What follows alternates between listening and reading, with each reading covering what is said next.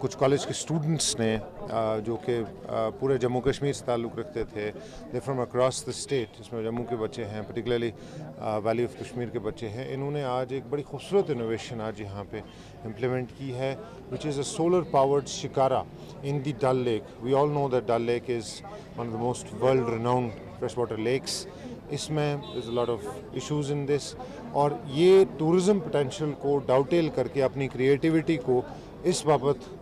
एक कंस्ट्रक्टिव अंदाज में यूटिलाइज करना, I think this is commendable, and this kids have shown us the way forward as to how we can be innovative in our own creative domains.